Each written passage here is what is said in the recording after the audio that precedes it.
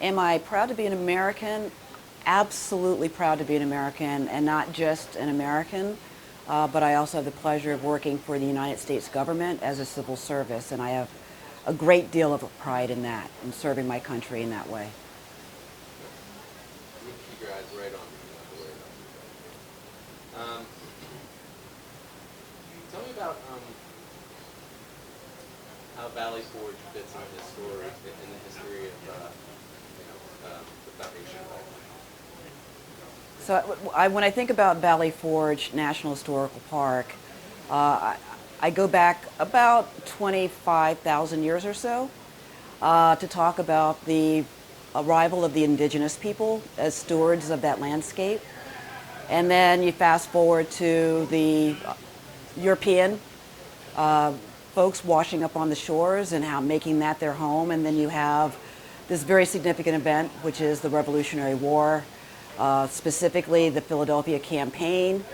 Valley Forge is the conclusion of the Philadelphia Campaign. It's where Washington retreated to kind of regroup and rethink, hey, what are we doing here? And so it's a very significant landscape that has an incredibly amazing story that spans a huge arc of human history. I like that. You like that? I know Ryan likes. He's not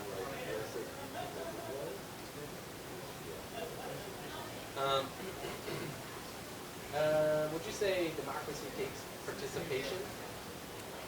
Democracy absolutely takes participation. And so, as superintendent of Valley Forge National Historical Park, it is Pennsylvania's first state park was Valley Forge. The only reason it came into being was because a bunch of citizens got together to save George Washington's headquarters from development. And so you had the citizen stewards saved Washington's headquarters. That became the historic core of Valley Forge State Park.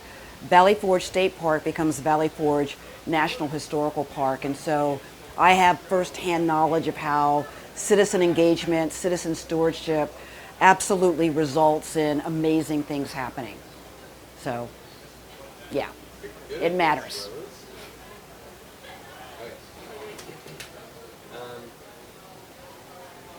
What do you hope that, and celebrating 250 is nice, but we can use the celebration as a way to inspire people to get more involved. What do you hope for, what yields these celebrations? So, what the 250th is not a date, July 4th, 2026. It's a high watermark for sure. But instead, what I like to think about is sort of this arc of freedom going back thousands of years. And so again, with the arrival of the first people in this landscape, the removal of the first people from their indigenous home, the occupation of the Europeans, the declaration of independence from European domination, the fact that not everybody was included in that original declaration. Then we had a civil war that allowed more people to have access to freedom. And even today, just a scant, 8, 9, 10 years ago, gay people couldn't marry, so now they can marry. And so there is this continuum, there's this arc where new people are all the time gaining freedoms, gaining access.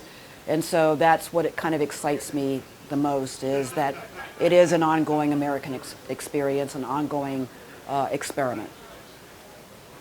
You're great.